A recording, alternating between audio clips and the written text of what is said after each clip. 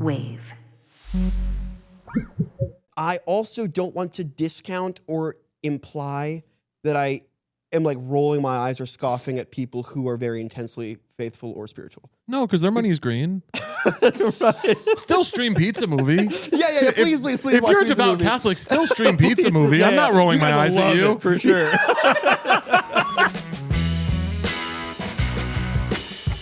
Today's episode is presented by Intuit TurboTax. Now this is Texas. Gaten, how's it going? It's doing very well, Caleb. How are you? Dude, I'm so glad you're here. Me too. This is a delight to me. This is a delight to me as well. How did this come about? Something happened at South by, did it not? I think so. Oh, it was Billy. Yeah. It was Billy. We were Billy. sitting in the hotel and Billy goes, "Caleb, you have to have Gaten on your podcast." I said, "Billy, we'll sort this." I wanted to be clear. First, like he brought it up. The way he brought it up, it seemed like it was such an awkward way of bringing it up because it seemed very much like I was like, Will you say something? Can you please stand up for me? Stand up for me. I swear I didn't, but it seemed like the way he said, he was like, "Oh, Caleb, you should have give him a podcast." Yeah. The thing where you're like, it's kind of like when you were a kid and you wanted to ask to like sleep over at a friend's house and you'd be like, "My mom's not going to go for it unless you ask." Yeah. You'd be like, "Oh, what if Gaten stayed over tonight? Do you guys think?" I was so embarrassed. I was like, "You blew up my spot for no reason. I didn't even say anything." Not at all. No, I'm thrilled to have you here. Me too. I'm glad to be here. I'm so glad we met making Pizza Movie. Yes, indeed. For Hulu. For Hulu, indeed. In that weird little hot warehouse on your first day. Weird little hot warehouse. I showed up. I had such a funny experience meeting you for that because I filmed my HBO special the night before, went out, like celebrated with everyone. You're a trooper for doing that. Filming Insane. a special is like a fucking crazy It seems undertaking. insane. I had also not thrown my back out, but like I had gone for a really long bike ride the day before filming the special. Oh. Because I wanted to like move and feel like get some stress out, and I hurt my back really fucking bad. Shit. Where was it? Where would you? It was in Chicago. Oh, cool. I filmed in Chicago at like a DIY music venue that we like turned into a venue. Katie Birmingham, who designed this set, designed this like Indeed black box DIY venue to make it look so cute. But then I filmed the special with a really fucking hurt back. Damn. And then the next morning at like 7 a.m. I had to fly to Syracuse and get off the plane and come straight to you and start filming this fucking movie. And so I was in such a, I was trying not to show up, but I was in such a bad mood. Because I got there, they hadn't told me this comes out after the movie comes out. The movie comes out tomorrow. Okay, so I won't spoil anything because people haven't seen. That's very nice. Okay. Crazy. Comes out tomorrow from this episode. Okay, not okay. But I got there and had to get into this crazy getup that I wasn't aware I was going to be wearing. I felt so bad when I found out you didn't. You didn't know, my heart sank into my stomach. I was like, I just felt terrible because I knew you were coming back from the special. Everyone was making a whole deal of it. Like everyone was talking about how excited we were about you coming by, especially under the circumstances. And my first question to Nick and Brian was, "What's Caleb's first scene?" And then they told me, I was like, he's gonna be so pissed. And I was not pissed. I was just like, thank God. I was tired and confused. So bad. And when you guys see the movie, you'll understand what I had to do. But day one, they were like, "Yeah, it's a really intense makeup that we need to do, and then we got to get you in this crazy hot costume in this warehouse in the summer with no AC." And I was like, I'm usually very like on set. I'm usually very like trying to play music and like keep the energy up. And when they started putting the costume on me, I was like, "All right, let's get this quick." To Nick and Brian, I was like, "Let's get this shot. Let's get the image that we need." And wasn't there an established time frame in which you had to be in and out of the costume because it was so hot? Were they like, we need to get? They were very kind to do that. Okay, they were very kind to do that. Yeah, they were being very, very sweet because that was the only thing I had to do that day. Thank God. And they were very sweet to be like, "Hey, it's really hot. We should do this quick." Yeah. Which was nice. Which is nice. But it was so fun making that movie. It was so much fun making that movie. Do you love it? I had a blast. Oh, it was great. I loved the first time I saw it was at South by when we were all seeing it together, which was really, really exciting. And I was stoked for it. I think for a while, Nick and Brian know this. I feel comfy saying this, is that I was terrified of it for like during the filming process and then during the edit after hearing how things were just developing, and it's their feature debut. And so they would update me very, very consistently on what the ins and outs were looking like when it came to just getting the trailer figured out and even working out like what the title was going to be and why it ended up being named what it is. And that was a weird thing to be in the loop of, which I hadn't been used to. So that was a little bit more high stress, and I felt really good once we saw it. Yeah. I feel like it felt like chaos right up until everything worked out, because they were still editing things like 2 days before it was going to be in the theater at the festival. Yeah. They were still working out little, I think, like probably audio things more than anything. But so that it was pretty stressful hearing about it, but I was stoked with the way it came out. It's really, I think it's so fucking dumb and funny. I think it's really dumb I and think funny. it's so fun. I think it was a lot of fun to make. Yeah. I remember I said, because it's there's so many swings involved in the movie specifically, that it's one thing that was really fun to come to terms with over the course of making it was that if it's going to be as successful as like this movie, if this type of movie is going to work, it's always going to be for a very specific type of person who enjoys these types of movies. And that's a success story as a whole. I think like it became a thing where we knew if we were going to try to go for as broad of a reach of like, let's see if we can get as many people to enjoy this as we can, it probably will not be a very good movie. Right. So we have to just kind of be very assured in the type of movie that we're making. And I think that it's better off for it. I think this was a really interesting choice for you. And I wanted to ask you about, because you and I have not gotten to talk about this actually, but like you're coming off of obviously this little known indie show called Stranger Things that most people haven't seen or heard of. But you're in this interesting position where now you're like making, to me, it's a really interesting choice for you as an actor to come off of something like Stranger Things and go do a movie like this. Why did you do this movie? Like what was the reasoning? Man. I remember it was a lot of right place, right time. And I'd finished filming the last season of the show in December of 2024. And this movie shot in June of 2025 is when we started filming. And we shot, was that like through the whole summer pretty much? Yeah. I'm trying to remember when we wrapped. But we shot in the summer of 2025. And I remember that the early months of 2025 being, the whole thing that everybody around me was talking about was to relax as much as possible and to just like let it sit and reflect on the year that it took to make the show and hear about the edit and stuff and just enjoy some time off. And I hated it. I hated the time off. I'm not kidding. I did it and I fucking hated it. I hated not doing anything. And there was a conversation that came where I was begging, like, please, please, please let me, like my managers and my parents and my family, my friends, I remember saying, I'm like, I just want to jump back into something because I just felt so antsy and I didn't know what to do with spare time. Well, you've said your biggest fear is solitude. Yeah. This is like a thing about you. This is actually a thing. I don't enjoy it. Yeah. And this is the first time my girlfriend was filming her show. So she was in Vancouver and I was in the city in my apartment without a job actively happening. Yeah. Didn't know what to do. Yeah. I mean, it's probably a valuable lesson, but I'm like, I would like to learn how to, go about a day-to-day life without necessarily having a deadline or having anything to kind of dive into work-wise. That's probably a healthy thing to try to figure out. But I did not feel good doing it. And so I remember I was just begging. I was like, please, can I just jump into something? Please, whatever comes through, let me jump into it. And they were like, no, take your time, please wait. And so I just let it simmer until Pizza Movie came through. And I was still taping and auditioning for things. And they were like, okay, do something if it feels like you have to do it. And that's kind of weirdly what this felt like because it was something that came up and I've always said, no, I'm like, I have to be okay with if I read something and I'm like, okay, I will never be able to do something like this again if I pass on this. And if I'm okay with that, great. But if I have to like be aware, because there are some things that come through. I'm like, I saw this last week. Yeah. And that's fine. Like something like this or something that I think is adjacent to an experience like this will come through again so I can hold off. It's like a type of thing that's going to continue to come up. Yeah, right. Yeah, yeah. Sure. Yeah. And this one was, I had to say, okay, I know I will never do anything like this ever again if I pass on this. And for some reason, I just wasn't really okay with that. Yeah. I don't know why.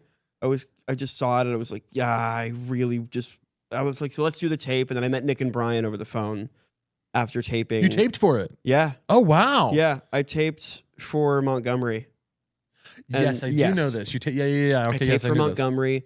I think they had a very different idea of what Jack was going to be, which made sense. They had a really good, I think, idea of what Jack was originally supposed to be. And I think they wanted, the one thing that came through by the time they were finishing up the casting process was Sean and Gaten look identical to each other. The whole thing is that it's like a dynamic duo comedy, buddy comedy. And there's usually like a contrast and like a crazy like look difference that like kind of sets them apart. And Sean and I are in for the same things constantly. We just two short curly haired Italian boys. And it's like the funniest thing for us to play polar opposites, but that's kind of what they loved about it. So we were both in for Montgomery. And he had been attached to Montgomery for a long time. And they were just like exploring the world of it. And then I was like, can I just try Jack? And they're like, fine. And then I went in for the chem read and that so on and so forth. And then it kind of just fell into place. But it was just felt like summer camp instantly. And that's kind of why I became obsessed with it. Yeah. It just felt, the head exploding sequence when I read it. Oh shit, I just spoiled. That's in the trailer. That's fine. It's in the trailer. It's in the trailer. Don't worry about that. It's in the trailer. We're fine. We're good. Guys, we're good. Some That's heads the trailer. explode, it's okay? Fine. Heads explode. Just watch the and fucking you movie. See the heads exploding. Don't in the worry trailer, about the heads. So you're fine. That's weirdly what sold me because weirdly enough, I can't go into it yet. Damn it. Just know that there were things Gaten was thinking about the heads exploding. There were things, I just was obsessed with the idea of spending the summer doing something as insane as that. Yeah. And I knew it was just going to be a blast. And I just wanted to do something really, really fun and low pressure in the sense of just doing something for the sake of making something fun and having fun doing it. And I think it was a good, weird middle ground of this is going to be very challenging, but also scratching the itch that I had at the time. How old are you right now? I'm 23. You're 23. And when did you start Stranger Things? I was 12 when I booked the show. Christ. Okay, so that's fucking insane.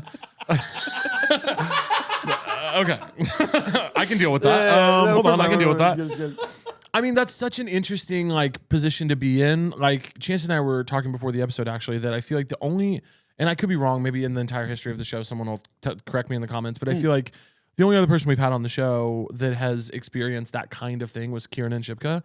Oh, for sure. I know Kieran. Kieran's great. Isn't she the best? Awesome. She is so fun. She's so fun. I love that girl. Yeah, she's great. I miss her. Really cool. We got to do a movie together a couple of years ago, and she's coming. Great. I think Sweethearts is awesome. Sweethearts? It's great. Oh, it was I fun. saw it at Savannah when they showed it for, I think it was like the SCAD Film Festival. Mm-hmm. I was there. Me and Caleb drove down. Caleb McLaughlin drove down from Atlanta because Caleb's sister was there at the time, and so we all met up and saw it there, and it was great. It is so fun. It's so fun. It really, Sweethearts asked the question, can this very visibly 30-year-old man play a high school student? And we answered it with my character, and the answer was not really. No, not really. That's so funny. And the answer it's the based Lord's on work, though. We need to start accepting that as a universal rule. Sometimes teenagers are 30. Sometimes teenagers. For years, teenagers have been 30 in movies. Sometimes 30-year-olds need money and enjoyed reading a script. I actually turned that when they asked me to come in for that. I said no because I was like, let's all just get real for a second. Sure. I'm not playing an 18-year-old in any universe. There's not enough prosthetics. There's not enough. And then thank God Jordan got a hold of my team and was like, why didn't he come in for this? Right. Because normally when you pass, they're just like, cool. But thank God Jordan pressed on it and was like, we really do want to see you for this. And I really, really love that movie. But Kieran is the fucking best. Yeah, Kieran's really cool. I love her so much. But you've had this weird experience where you were on this huge show when you were like 12 years old, 13 years old. And now you're out of that. That show has ended. What do you want? Like, what's the big goal? Oh, man. Come on. I don't necessarily mean in work, by the way. I mean in your life. Sure. I mean, what do you want for your life? Oh, man. That's a very fun question. I think what's interesting about the process of making Stranger Things was that it accelerated a lot of, or at least it brought forth questions that people usually have as they're entering their 20s of like, what would you think your career is going to be? Or what would you like your day-to-day to look like? What's like a 5-year plan? And those questions had kind of been answered at 13, where we knew what the 5 to 10 year plan was going to be. I'm going to burp into the mic. That's why I'm not talking quickly. No, I'm going to. Okay. I had those little Starbucks eggs bites. That'll do it. But the Bacon not the Gruyere? Starbucks ones though, like not the pepper ones. Thank you. But they were like the generic frozen ones. Yes. Wow. Very good. It's really interesting to hear that you're on that. They're so yummy. I find it hard to believe that you're like microwaving your own egg bites, but that's a beautiful testament. You may as well have just told me that you were out like tilling the land this morning. Yeah, my ox and I were out working the land this morning, so I'm a little out of sorts. Tummy's a little rumbling. Yeah. Which is fine. But it's a weird situation to jump into my 20s now with a lot. What's really wonderful about it is that I grew on the show and I got to do what I love for so long. And I'm very lucky in the sense that as I did it for a decade, I've come out of it with a love for it still, with a real deep love for what I do. Because I know a lot of people who start at 12 or 13 enjoy it at that point, and then they reach adulthood and they're like, this is just not what I want to do with my life. And that's such an understandable, normal process to go through. There's so many things that you invest so much of your time with as a teenager, or even as a younger kid. And it's just like weirdly, it's just something you grow out of and something you realize you want to go down a different path. And sometimes that can be really stressful for younger people, especially in careers, because it's such a public endeavor. And usually people who take a step back or find a career shift or just choose not to engage as much with it, there's like a whole public spectacle of like, where did they end up? Like what happened to like the rise and fall story, which I think is unfair and kind of silly. But most people who do take a step back, like if you talk to them personally, they're like, yeah, isn't that hilarious? Like when they're really just going off and pursuing so many other great things with their lives that aren't involved in this. Well, because we have this like societal worship of fame, which is not really a status or a process to envy at all. Because we have this worship for fame and everyone imagines that they would like to be famous, even though they probably wouldn't like the outcomes of that process. Because we have that cultural imagination about it, and because we assume that fame is the goal, we measure so many artists against that metric that they're not measuring themselves against. Yeah. And so they go, oh, so-and-so fell off. And it's like, or so-and-so is like building a life and a family right now. And they actually just don't want to be seen by you all the time. For sure. But it's a really interesting thing that even when you're actively not taking a break and you're still working and you're doing things that are just not 100% like identically aligned with the building of more and more and more attention and fame, if you're making choices that are not just about that, it's funny that culturally we as a culture are kind of unable to process that because so many people are not famous and imagine that they would like to be and imagine that they would be good at it and sustain it forever.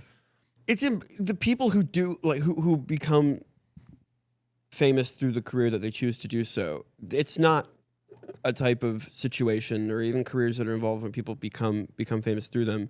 It's not known for its longevity. Even like the people who are the most famous people in the world, eventually it gets to a point where it's not sustainable. Yeah. And if you spend so much of your time trying to sustain it, you will be so miserable. If that's your goal, you're not going to ever win. You're not going to win. And that's weird. There's like a weird, I recognize that. I don't have a desire.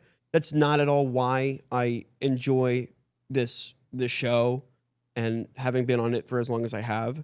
The most incredible thing to come out of it is that it has facilitated my ability to continue working where I choose to. Yeah. And that's rare and really, really cool. And that's why I'm excited to jump into stuff that is just kind of by me, for me, that makes me feel very, very good and makes me feel like I'm growing and learning more about myself. And that's why I'm excited to jump into it. And there is a weird little pull from like voices in your head of you have to make things that are projectable, or you have to make things that are going to maintain this level of visibility post Stranger Things. And I really don't, I don't understand why I would really want to do that. I don't have any real desire to pursue things for the purpose of that, because it's not like something I rather enjoy. Have you at any point during all of this had a fear that you would that people would forget about you, or that fame would fall off, or that you need to maintain? Did you ever feel that and just got over it, or did you not ever feel it at all? I felt it. And I don't know why I felt that, because I think it's a weird, there's a correlation that you create with those two things, I guess, being mutually exclusive, or the way for things to feel the same, and the way for them to feel satisfying and be seen as you doing your job to the best, I mean, to the greatest extent that you can, is in relation to how many people see it, or how visible it is. And it really, the day-to-day doesn't necessarily really change for me either way. If I get to make things that I really, really like that nobody sees, and I think that's like the best case scenario for me personally. I think for like other people, it's like it would be nice for people to see what it is that I do, but really for me, it doesn't change a thing, and that's cool to get used to. But there is, I think, especially when you do it as a kid, when you're kind of instructed on what to value, it kind of is instilled over time. So there is a process of breaking that down and kind of coming to terms with the things that I was told to value aren't necessarily what I truthfully do. And that's been fun to unpack and discover. And it's just getting rid of the idea that if I don't engage with the attempt to be as visible as I can, I think like visibility above all other things, sure, not being the goal. Yeah, if that's not the goal in the slightest, then I think I'll be probably the happiest that I could be in doing this. And I think that would be, that'd be lovely. But there is a weird little like self-conscious, like, oh no, but other people I know and like are being seen more. Why not me? And so there's like even something you don't want or something you don't like when you see other people like kind of going down that road of that working out in that department. It's still a little bit like, there's like a little bit of like a sting there. And I don't know because why. it's the cultural, it's the societal anxiety that I don't think those are your values based on what I know about you and on what you're saying. But it's similar to like internalized homophobia or misogyny or any of these other things where like it might not be your personal values, but there's a kind of like cultural pressure that almost can seep into you through osmosis because you're swimming in it. Like we're swimming in a society that values that and tells us that that's our value. Sure. And so it gets really hard to be like, I all the time will have a thought that I'm like, oh, I'm annoyed that person got this thing. And then I go, you don't want that. And then I go, wait, that's not your values, you know? That's not But it's that math of being like, wait, that's not even me saying that, but the voice is still in there. And it's like, yeah, other voices are able to make noise in my head. I think the work of figuring out like who we are and what we want is placing like which voice is your own and which voice is in there from someone else. For sure. But I feel like watching you, I've watched you now, like I watched you on set, I experienced working with you on set. You always knew your lines. You're always on time. You're super polite and like nice to everybody. You're like a consummate professional. Thank you. And I've watched you handle like the festival, and I've seen you handle the way that people approach you. And I just feel that you're very mature and capable and like competent at all of this. Oh, thank you very much. And I wonder, like, do you feel like you had to grow up really quick? Yeah. That was there's a good conversation around it. It's like a weird ebb and flow of it, of prioritizing a maintenance of innocence and a maintenance of childhood, but also understanding that if that were the case, then there will be problems that come up with that there will be growing pains there. And so there are certain situations where growing up quickly and kind of gaining a bit of a shell earlier is beneficial, just objectively. Yeah. And I think that's just understanding that, learning that there are so many people that just do not have your best interest at heart, and to develop the skills and tools to recognize what that looks like and to let that hurt your feelings because that's a good thing, and then move on from those people. That's not something you learn until your adulthood usually, and that's something you have to pick in this, when it's an industry that is kind of so much of the conversation around kids in the industry has been dominated by how many adults have tried to take advantage of them through that process. Yeah. And that's just something that what's really great about it in the context of me and the other kids in the show was that we were told about this the minute we started working on it. It wasn't anything that we had to discover, anybody around us had to discover. The whole big wave of everything that happened over at Nickelodeon, and like even like the Brat Pack days, of hearing about even the little things like lack of education on set and lack of child labor laws, like that had all been sorted out. And then of course there's so much that comes through about understanding that like in this industry there was so much predatory behavior as well to look out for. Yeah.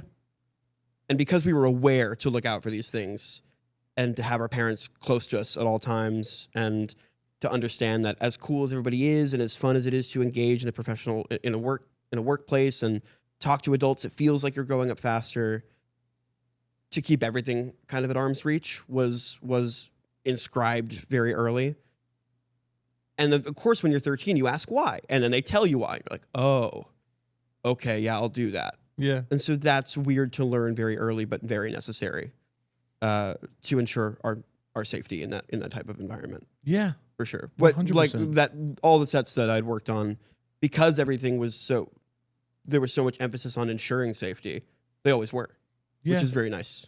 I feel like even just I had to grow up very quickly in a different way because I was poor and my mom was like working all the time. So it was like this different kind of thing. But I relate to people who got like successful at their career really early in this way that I'm like, I see similar traits that I'm like, I knew how to carry myself in adult spaces at an age that it was only beneficial to know these things, but I probably shouldn't have known them. Sure. And I think like a lot of it nets out positive. Like I think there's so many positive things about, look, you're 23 years old and you're like are running a massive fucking business. You know, you have like your pick of creative projects. You know how you like to work. You like, you show up on time, you know your lines. Like these are things that like a lot of people getting a job at 23 wouldn't fucking do. Sure. You know what I mean? That a lot of us would be like, well, he's late again and he doesn't know his lines. You know what I mean? Right. So a lot of it nets out positive, but it is an interesting thing to get so much attention at the age that you got it and have handled it so positively. I just feel like that must have been a crazy experience. I think so, but it's the only experience I had. Yeah. So it's not like there's any reference point outside of it. It's not like I can really compare and contrast because it's just the experience I lived in, especially when you normalize everything when you're a kid. And that's why breaking down so many things that were not normal is so hard to do in your adulthood, because the whole point of being a kid and protecting yourself is normalizing things that aren't normal around you. Yeah. And so that's why it never really felt, as much as people told me and all of us how crazy of a situation it was that we were in, we were always around each other and were able to, I guess, relate to each other, or just, we never really had conversations about, oh man, this is weird, right? Because it wasn't to us, and it just didn't really. I think it was weirder probably for the older members of the cast, probably the teenagers who started the show at 23. Yeah.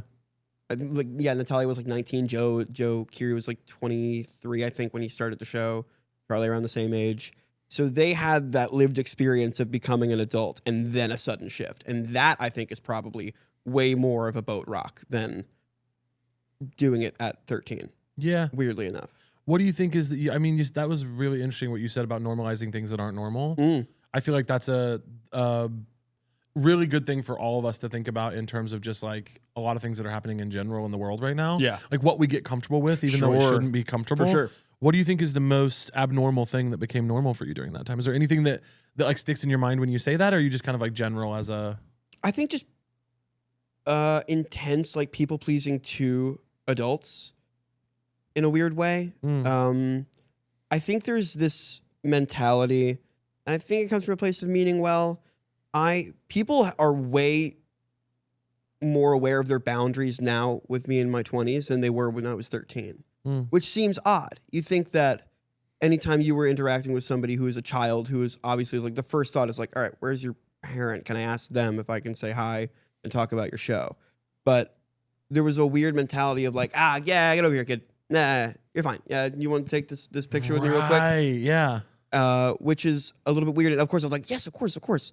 And anytime I'd say no, there was always like a you little shit mentality. I remember that happened once or twice. I remember I was in like Denver for a convention, and I was eating dinner with my dad, and somebody had come over and asked for a picture. And I remember I was like, I said, I'm not going to do one right now, just because if I take one here, then sometimes because it's a very busy place and I've already like been clocked elsewhere, that usually when I take one, then it's like, okay, great. Then becomes he's a chain willing reaction. to take pictures so other people come up. And I remember being like, but let me come to you when I finish up my meal before I leave. And then I always felt bad because she was around my age at the time too. And then her mom came over and just like cursed me out. And was like, you are not famous enough to say no to a picture. Who the fuck do you think you are? That type of thing.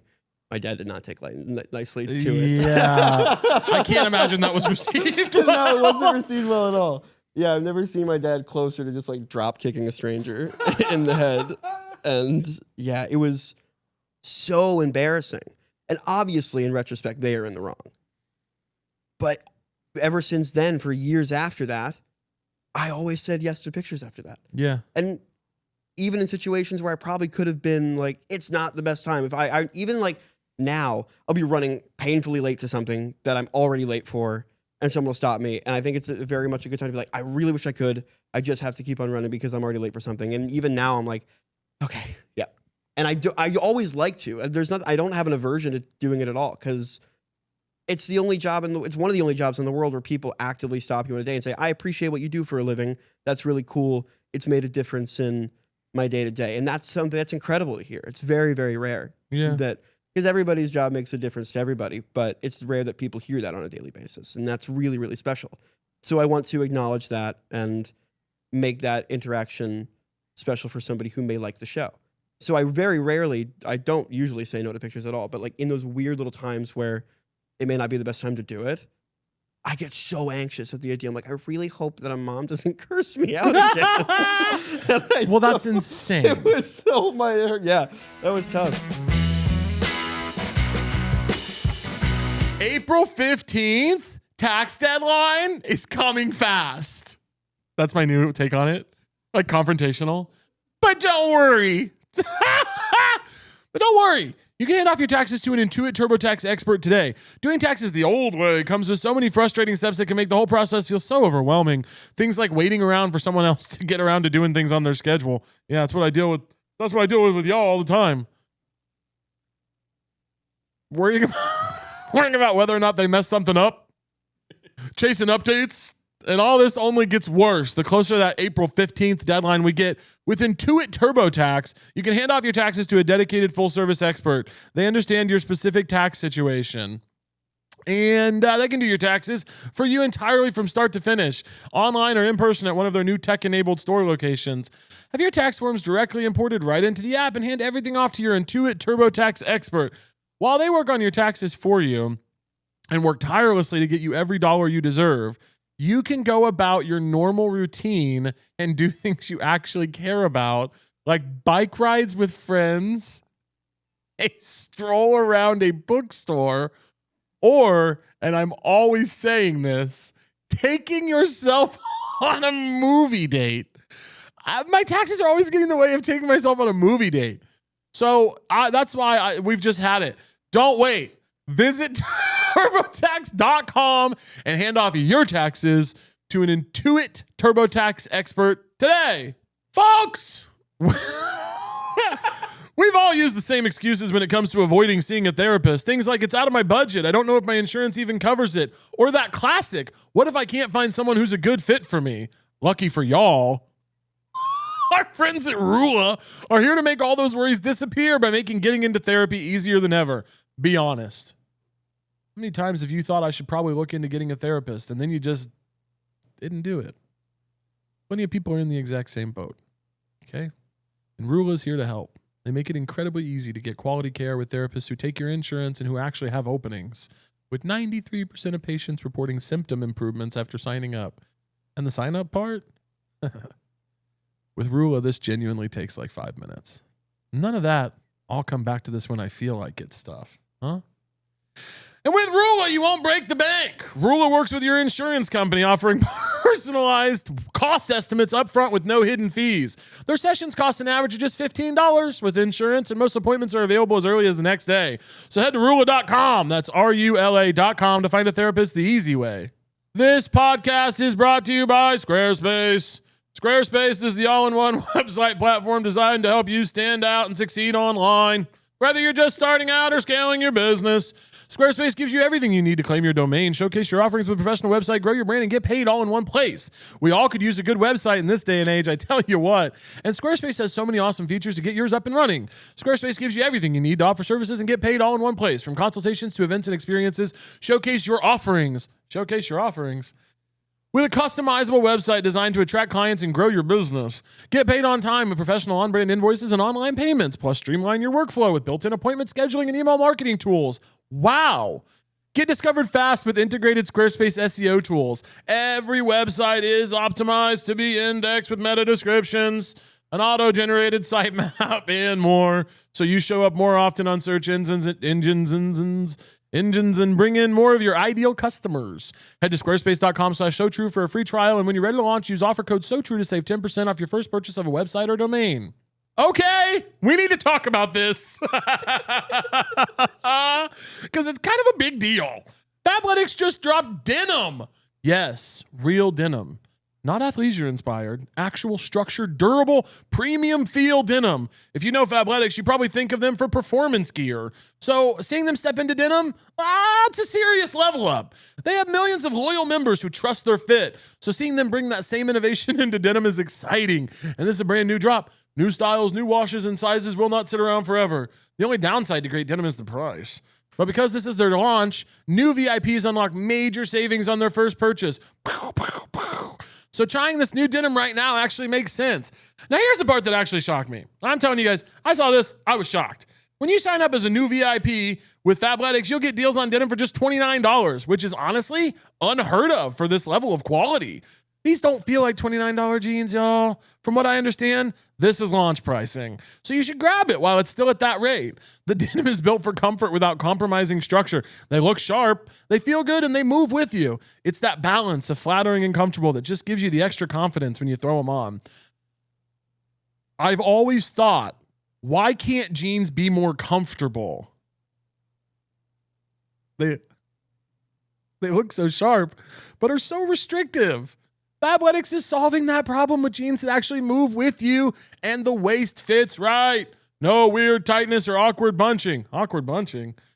I love it. Fabletics already has incredible deals, and I've got an exclusive offer just for my listeners. Listen to me now, listeners. Get $29 denim when you sign up as a new VIP. Just head to fabletics.com/SoTrue, take a quick style quiz, and be sure to select SoTrue when prompted to unlock your offer. That's fabletics.com/SoTrue. Well, but again, though, that to me is an illustration of that thing of like, this is, again, someone who has not experienced that level, a level of attention at scale, Sure. That we might call fame. They haven't experienced fame. They imagine that they would like it, and they imagine they would do it better than people that are doing it now. But Sure. they go, they go, if I were you, I would never say no to that picture. Sure. And that's what's going on in the brain. And that's the it's mentality I had jumping in. Yeah. Where I was like, oh, I'm being presented with this. Yeah. And I keep hearing stories about how people are just dicks once this becomes a part of their life. I'm like, I'm not going to do that. And so I spent so much of my time, I guess, trying to prove to myself that I was not going to do that. And that's been a weird adjustment too. Of like recently, I'm like, it's okay if someone doesn't necessarily like me in a specific interaction. That's fine. If it's, of course, I'm never actively going to try to be a dick to somebody. Right. Like ever in a day-to-day. It's just, I just don't enjoy that. That's not, that inherently kind of scares me. Yeah. How do you, I'm sure that must have been a pretty sudden shift on your end for it becoming pretty intense very quickly. Yeah, 100%. Yeah. It's only getting weirder by the day. For sure. You You have a moment that you remember of being like, oh shit.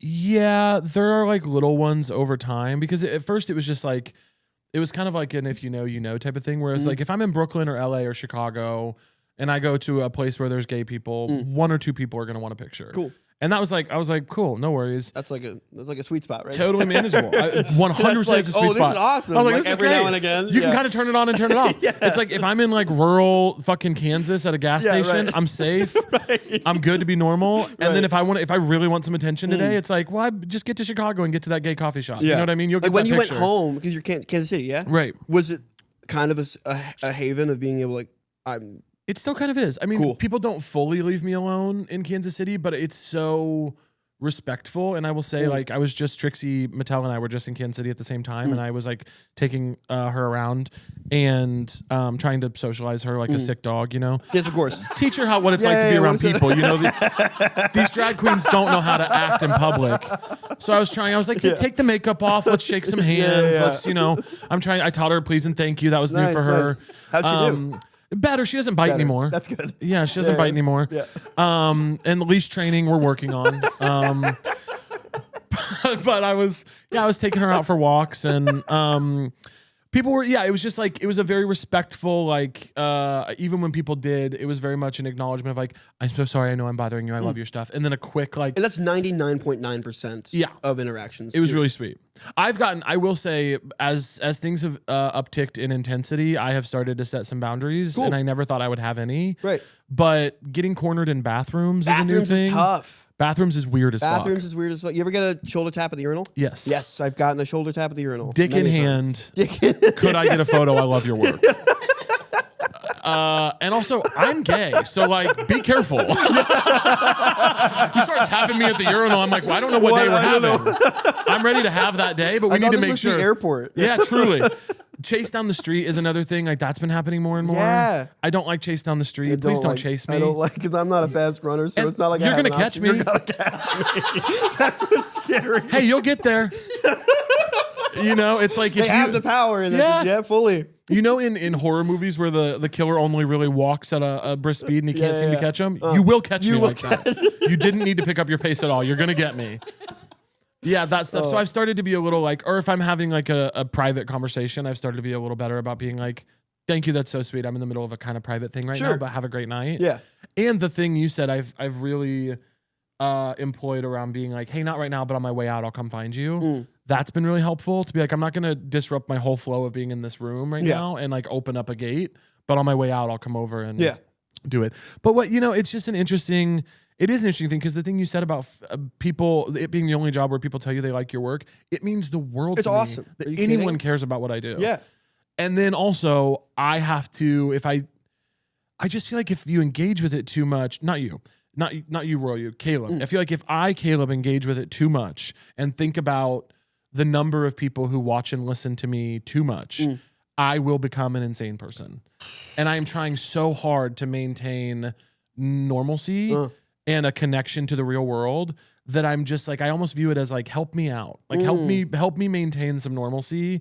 And if I express a boundary, like consider helping me out, you know? Do you look at the numbers? Do you look at the engagement?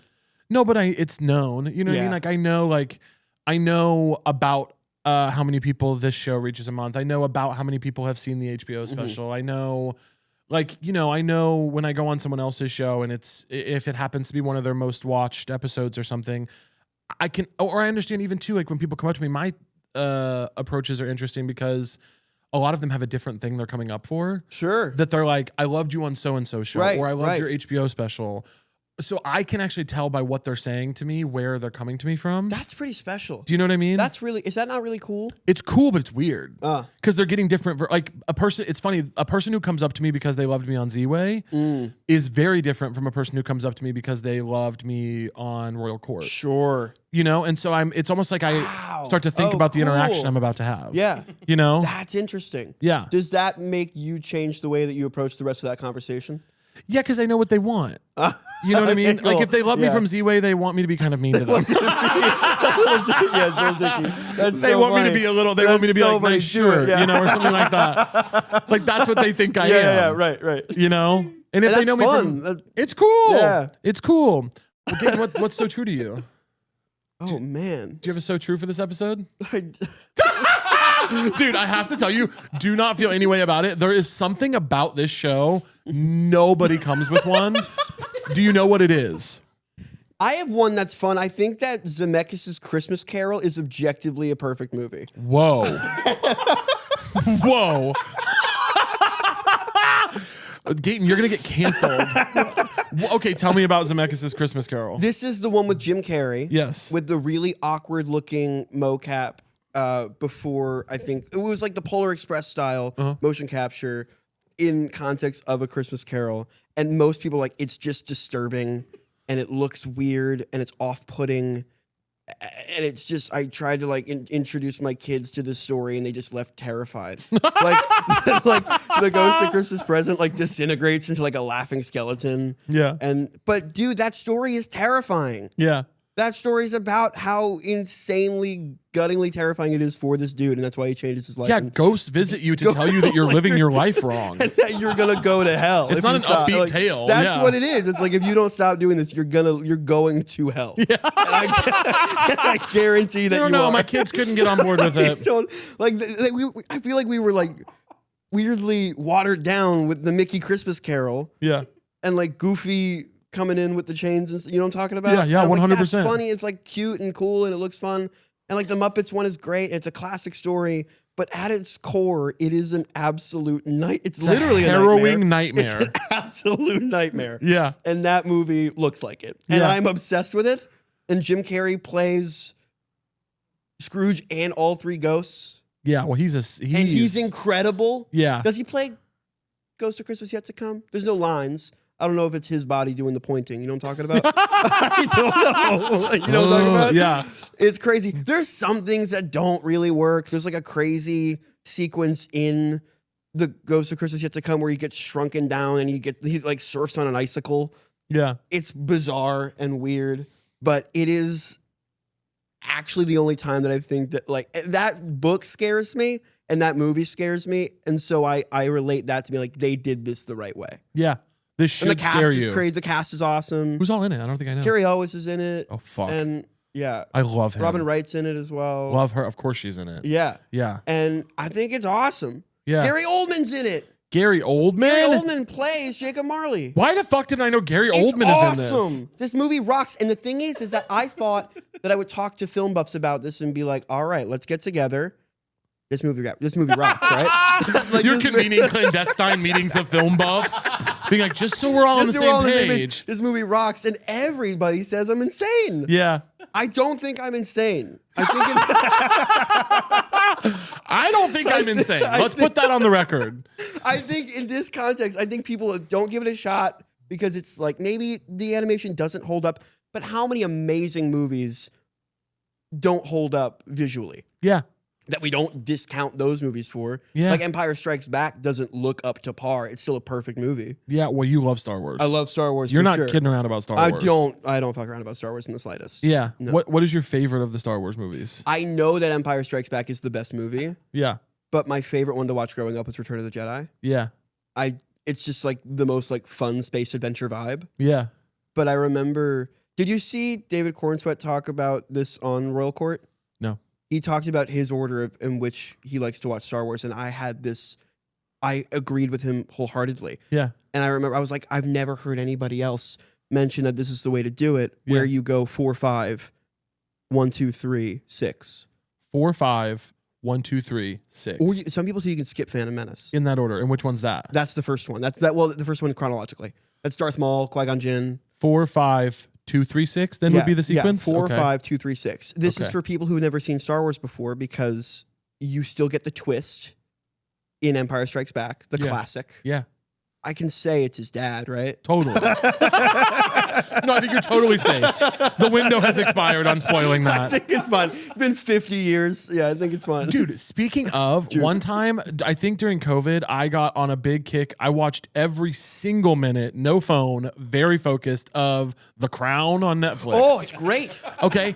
And I posted It's about great. It's incredible. It's incredible. Every performance legendary. Insane. And I posted something on Instagram about something that happened in one of the episodes, and someone legitimately got mad at me and were like, no spoilers. And I was like, hey, It's history. this happened. I'm like, I can't spoil an event of the royal family. This occurred. This infuriates me. Do you remember, like, I know that there's a great community around it, and like this is why the show works so well, and it's why, like, I love when theater kids engage with shows and make it their whole personality. But I was always so fuming when everyone was like talking about Hamilton saying, I'm Team Angelica. I'm like, you can't be Team Angelica. These are real people.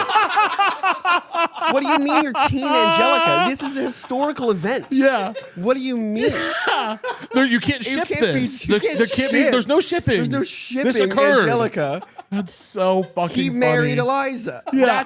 That's historically what happened. And you can't be like, man, I just wish that they ended up together. Like, Yeah. what are you talking There was about? no writer's room. That's not how this goes. This is a thing that happened. How do you think that family would like just? I also think about that of what do we think founding fathers would look at Hamilton and be like, that's like the story, that's the way it's being expressed. I think it would give them like an aneurysm. Of course. You know that like the whole thing of what do you show a Victorian child to kill them on sight? Yeah. Is that the saying? Oh, sure. Sure. Totally, yeah. If you showed Hamilton. this would make a Victorian child's head explode or something like that. Yeah. Something like that. Hamilton for the founding fathers. Hamilton for the founding fathers. Dude, I hope I get to come back and see some shit after I'm gone. Dude, fly on the wall. I want to be fly on the wall. It's my girlfriend and her best friend, our best friend's like whole like belief in the afterlife. They're like, if I could believe in anything and want anything, fly on the it's wall. fly on the wall. Do you want, when you die, do you want a celebration of life or mourning? I say to bring levity, I want celebration of life, but I'd be bummed if some people didn't cry. I want mourning. I want mourning. If I died tomorrow, my ideal is that every person in this room, weeping. including you who I just met, does not recover. And I mean ever. I mean never recovers. Like lifelong. I mean, if you guys outlive me by 50 years, I hope on I hope 50 years from now on this day, the day that I hope you wake up, just on a random Tuesday, I hope you wake up unable to go to work. I hope you are so devastated by my loss. Celebration of life? I don't think so. No, I don't think so. No. No. No dancing no remembrances, no funny stories. Weeping, Just tears, weeping and wailing, mourning, please. black veils. A state funeral. I want flags at half mast for eternity. This is good. Yeah. It's like in every movie when there's a funeral sequence where you see all the black umbrellas like open up and then the rain starts to fall. Yes. How many times are we going to do that in a funeral movie? And I want it in real life. And you want it in real life. I want that for Caleb. This is good to know. I want that bad. Please, Gaten, promise me you'll make this happen. I'll make sure. I mean, that's crazy. If you died, I'm the first one to text you Yes. like, hey guys, by the way. Caleb specifically I don't asked know me. if you remember the episode. Not to be a pain. I know you guys are going through a lot. Yeah, you text my mom. Yeah. You're like, hey girl, saw you posting pretty jovially So on Instagram. sorry. He doesn't want you It's to. only been a few years since we lost him. Maybe knock it off. Maybe not yet. No, I want mourning. I want think mourning. I do too, a little. You For believe in sure. reincarnation? What's your? I would like to. You have a faith? What is your faith? I'm pretty pessimistic about this thing. Thank you. At the moment. This thing. I wish I'm gonna tell you on this thing. Yeah. Because also there is a vibe. I guess I'm an atheist, but that's such a like an eye roll of a thing to say you are. No. But I also don't want to discount or imply that I am like rolling my eyes or scoffing at people who are very intensely faithful or spiritual. No, because their money is green. Right. Still stream Pizza movie. Yeah. Please. If watch you're a Pizza devout Movie. Catholic, still stream Pizza movie. Yeah, I'm not rolling you my guys eyes at love you. it, for sure. But I get in this conversation specifically a lot, and also it's an awkward conversation to have because I've lost people who, and it like that has made people in my family more religious, and I've lost people like suddenly. My cousin passed, and he was only 19, and that weirdly like that ignited some faith and some I guess more talk of God and love and stuff like that amongst family members. And then for me, I just like it didn't like spark that. And so that's awkward to kind of when like discussions come up. Yeah. And it's rarely discussed. Like I've talked about this like in public settings and I'm like, oh man, I hope my grandma's not bummed Yeah. that's the way I feel about it. Were you raised in something? Yeah, I was raised pretty religious. Which one? Generally Protestant, I guess. I went to Methodist churches. Yeah. I went to a Methodist church growing up. But I think because that was closer to where my house was and my mom was friends with the people in choir. Yeah, obsessed with her. Right. She was like, I like the choir and it's close to the house. Well, guess what? We just became Methodist. Yeah, she was religious growing up. She went on traveling.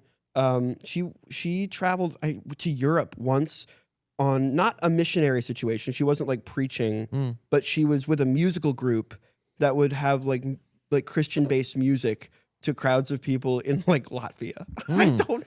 Maybe I like might that. be. It's pretty great. It's pretty cool. I don't ask her about this. I do not ask her about this enough. Yeah. That's a crazy situation. Do you know what? I have advice for you. Shoot. I have one piece of friend-to-friend advice for you. Do you know the New York Times questions to fall in love? It's a question set. It's like 37 questions or something. It's in brackets of intimacy. I've done it with many people that I love in my life. This is It's cool. meant for partners. So I have heard about this. it's really good. Yeah. It's really good. The third bracket, there's some things that like when I did it with my grandma and my mom that you skip because it's meant for partners. So it's like hold hands and look into each other's eyes and like I don't want to do that. that part you don't do because it's meant for like physical intimacy. But you skip those ones with anyone older in your life that you love, grandparents, mom. The next time you get a chance, sit down with them for like 2 or 3 hours, go on a long drive, sit in the house, something, ask these questions. Things came up with, cool. I am very close to my mom and my grandma. I thought I knew everything about them. things came up that I have never heard them talk about. Oh, it sounds like Never. Weirdly, that sounds like so much fun. It's amazing. That sounds amazing. It's amazing. And I learned things about both of them. I feel like I understand. There have been multiple times since then. This has been a couple of years ago that I've done it with both of them. There have been multiple times that we've been in some kind of dynamic that, you know, whatever, we're just in our relationship that I have remembered something they've said. And I've been like, this is why you do this. This is why you're like this. That's so interesting. This is why we're not connecting on this. You know what I'm saying? Yeah. I would love to do this with my mom because she's had a crazy life. Yeah. And yeah, for sure. She's had, or just like the craziest type of upbringing. And one that I respect a ton because there was so much in her childhood growing up that was like, it felt like the world was just out to like kick her ass. Yeah. Her and her brother. And growing up, it's another thing you normalize even hearing stories about this, about like she was raised by her grandparents because her parents just weren't in the picture. And I was like, oh, that's normal. And I grew up later. I'm like, oh, that's not normal in the slightest. Yeah. That's so nuts, especially because my dad has like had like the polar opposite situation. His parents had him when they were 18 and finished having all 4 of their kids by 23. Wow. And are still married today. Yeah. And I have like a lot of cousins and we're very, very close on that side. So they had like the polar opposite situation. And it's so cool to see both sides of that. But that's also not normal. That's also not normal. That's like that's not the norm that's or what's so interesting. Yeah, it's the most polar occurring opposite types of situations. Yeah. And that's why I think it's so interesting how they connected when they first were married. My parents aren't married anymore, but I'm so curious as to how those two opposite situations kind of attracted towards each other. Yeah. And yeah. You want kids? I think so, yeah. Yeah? Yeah, I do. Oh, I love that. I for sure. I don't have any plans on it for a good chunk of time. Yeah, like not 6-7 months. Yeah, right. From now. Like enjoy yourself, relax, Enjoy be my young. time for sure. Take a break for sure. By But, 25 within a few latest. weeks, I'm gonna be exactly. I'll be ready in a few months for sure. Yeah, I've always said I'm like it's like a given, but I don't want to approach it with the mindset of that's a given because I think that's how most people approach bringing children into the world and bringing new lives into the world is that's kind of the process of growing up and living life, and that's like a stepping stone and kind of just a rite of passage. But I think that there's a lot of thought that can go into understanding, like, do I have my shit figured out enough to be able to realistically raise a functioning human being and do it well? Yeah. So yeah, I would love to. Not yet. No, not right Not now. yet. Not right now. Not right now. Do you feel generally happy and optimistic about the world? Is that your outlook? What's going on? How are you feeling about everything? Crazy time to be alive. Crazy time to be alive. What are you thinking? That's the go-to. That's the Ooh, I go-to. almost just spilled my coffee. I am individually a very happy person, but I don't want to just be like, yeah, life's fucking awesome, because it's also, I'm a very happy person because I'm in the luckiest situation that human beings are in. Yeah. And I recognize that fully. Like there's just an overwhelming bucket load of privilege that comes along with me being able to acknowledge the fact that I get to live happily and feel safe every day. And I don't think that discounts my ability. I still feel like I can feel comfy being like, yeah, I'm very happy. And Plenty of people have that and don't feel happy. For sure. So it's still an accomplishment. It's for sure it's an accomplishment. But I don't want to be preachy in the sense of talking about like, and you can do it too. Or it's like, that's insane to think about. Yeah. I am a straight white guy who is financially secure at 23. Yeah. In the United States, which is not bad. Not bad. Not bad, huh? As far as it goes. Shit's pretty good. As far as the cards are dealt. That's a pretty...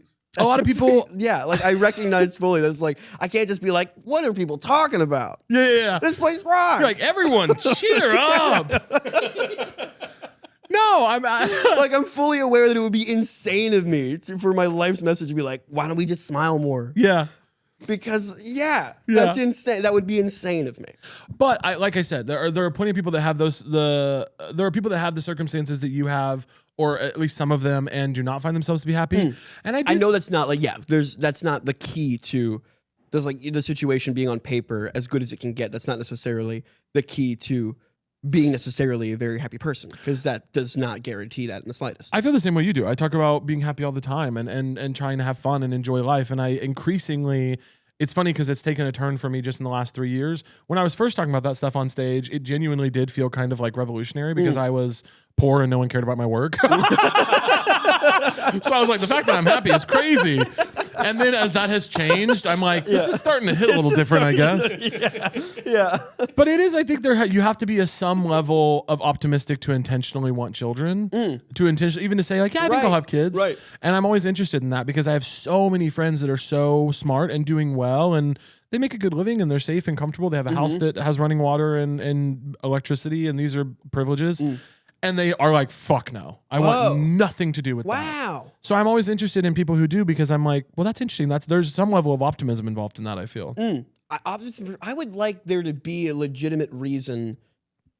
I would like that to be normalized. Optimism? Optimism, but when it comes, I think for sure optimism. But I mean in the decision making to have kids. But a lot of times it's not a decision. A lot of times it's just like, oh damn, all right, we're in this situation. We're going for it. We're going for it. Yeah. And that's how I came along. That's how both of my siblings came along. Was like, oh shit. Whoops. Here we go. And I understand that that's probably the vast majority of how people are brought to this earth. Is, damn, I should have wrapped it up. Yeah. Well, I wasn't quick enough, so we're having a kid.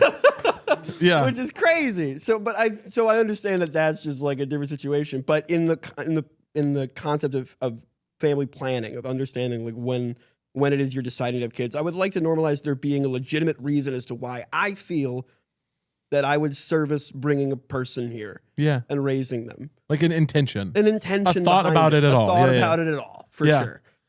Yeah, and that's a great. I wouldn't know yet. I don't know. I wouldn't be able to think right now and say this is my reason for why I think bringing a human into this world with another human is the right thing to do for both of us and the person we make. Yeah. And that, I've got time to figure that out. So it's not a priority for me. Yeah. What makes you the happiest? When are you the happiest? Oh, that's a really good question.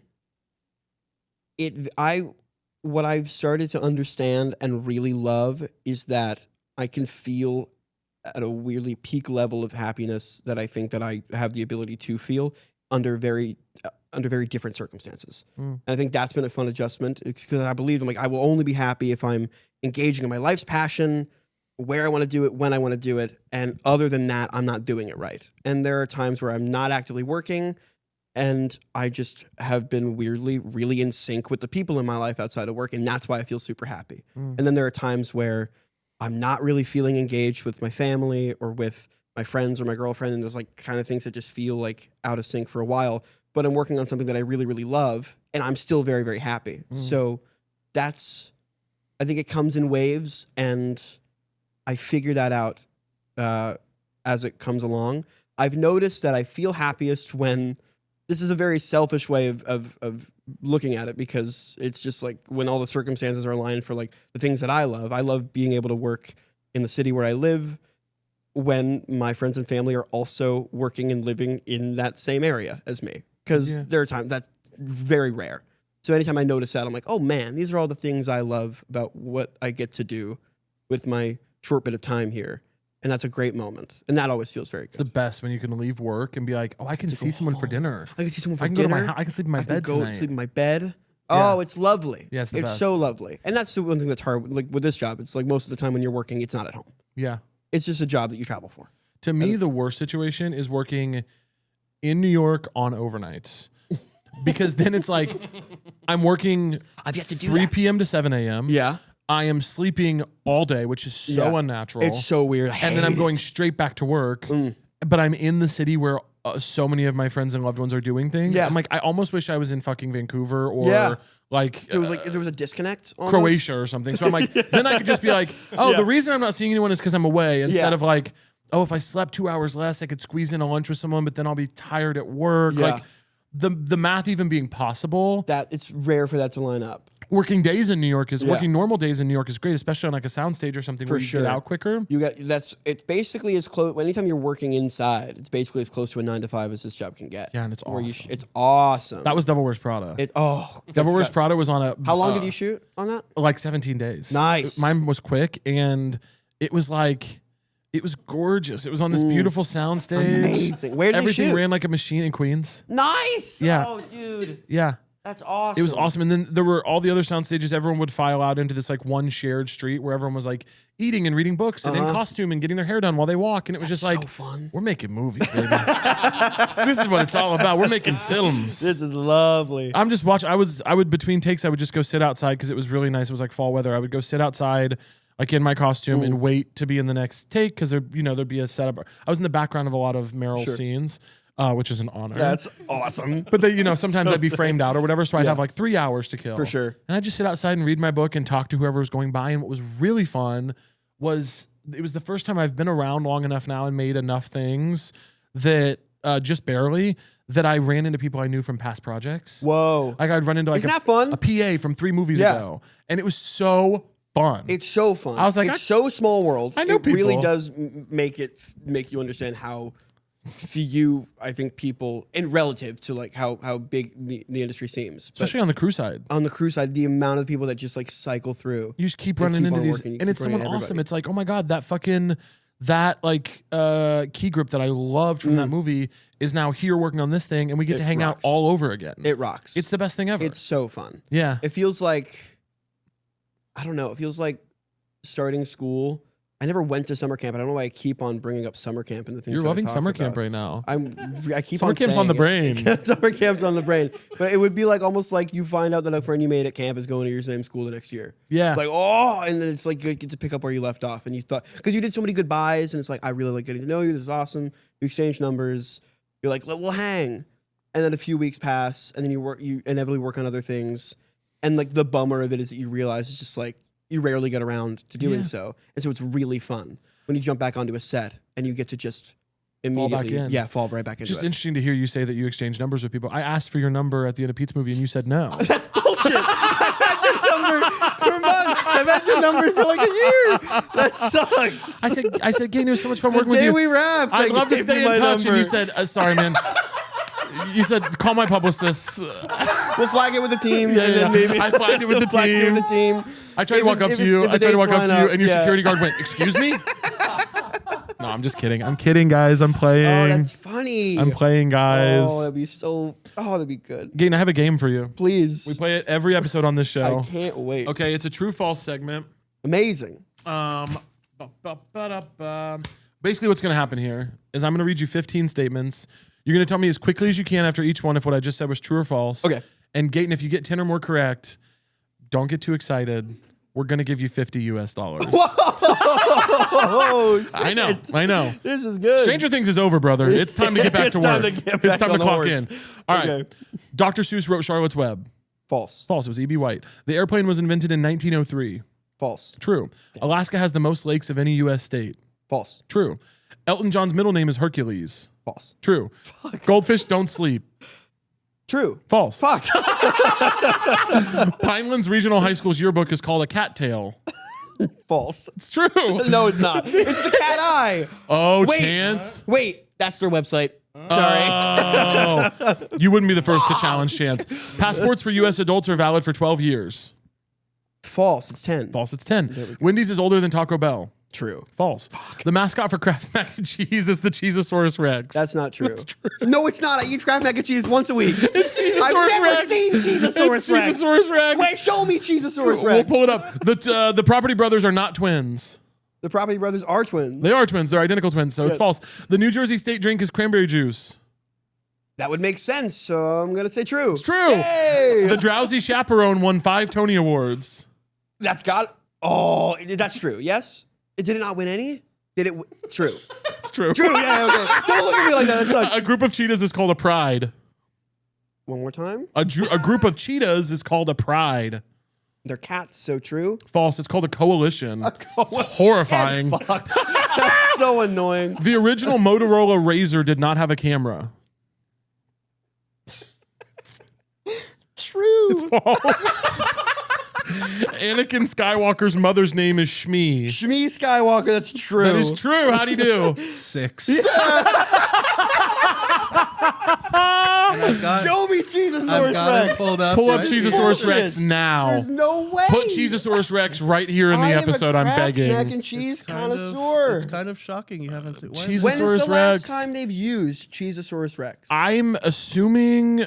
Is it not on the box? Chance does this to people, dude. He's a very nefarious actor. Well, He's they a do it bad all the agent. time. I don't know why this is not. Chance, you think you want to pull the picture up? I know it's not connecting to my computer. Then I Oh, guess we brother. can just say it's false. Let's see Cheezosaurus Rex. And I'm going to remember what this guy looks like, too. Oh, there he is. Fuck a duck. Oh, that guy you've hasn't seen been used him. since 1993. You've Look seen at that him. Guy. Look at him. That You I love don't him. think I've seen that guy. Look at him. Rex. A Chance, is it still in use? He is used in select promotional campaigns. That means He he's was retired. used primarily from like 1997 to like 2013, but he still 2013? appears on some boxes. That and looks things. like 1982 to 87. I was going to Best. say, if he was What? going to say, he was like, he was afloat in the Macy's Day Parade? he's very famous, Cheezosaurus Rex. It's a famous It's cool to be dinosaur. cheesy. It certainly Oh, wait, is click cool on to that be shirt. cheesy. Do I need that shirt? Go down, bottom, right. Oh my God. That's sick. We need to get that for you. That's a great idea. You need that. I will look that Chance, up. buy that for Gaten on my dime. Wait. If I do get that though, but maybe can I? That's Buy it now. $145. I don't care how much it costs. No price is too big for my boy. Wait, can I get it No. so that it can be the thing you display on my behalf here? No, it's too big. But It's too big. we should put a Cheezosaurus A Rex on the Cheezosaurus set. Rex is a really good, cute. We're gonna little put thing. Gaten's Cheezosaurus Rex on the set. Don't let me forget. Don't let me forget. Wait, what's that other one? The long sleeved one. It's Get gonna him be- that as well. Okay. Is that? This looks like a Brian Robert Dude, Jones. Chance- I love that shirt. Buy every Cheezosaurus Rex shirt you can find and send it to Gaten's house immediately. It's like funny at first, but then you get like 7 I'm more so Cheezosaurus pissed. Rex shirts I for me. You start telling people, you're like, Caleb Hearon's kind of a weird guy. You block my number and keep sending. Yeah. I never talk to you. I see you in public. I avoid you. I just keep sending the Rex shirts. Cheezosaurus Rex shirts every day. Good. Oh shit. Oh, it's so. Oh my gosh! Look at that guy wearing it like a little model. We got to put some of these on screen so I people like know that what we're little, talking like, about. that Hollister pose. Why would he ever be surfing on water and not cheese? I don't. That's a waste Hello. of opportunity for sure. Gaten, thank you so much for being on. Thank you for having me. You were an incredible guest. Do you want to tell people? Well, watch Pizza Movie. You watch Pizza Movie. We're both in it. Watch Pizza Movie. Gaten's incredible in it. It is As are you. fully his film, and they allowed me to show up for a couple days. That's very. is We're there so any- happy you did. Thank you. Is there anything else you want to tell the people? I appreciate your investment of your time and your energy. Oh yeah. Hell yeah. And follow him on Instagram, for God's sakes, you guys. I don't post. He's not posting his cute pictures on there for nothing. Give this guy a follow. Everybody, Please, everybody, guys. let's bring Gaten to the top. Thanks for doing it, dude. Thanks, man.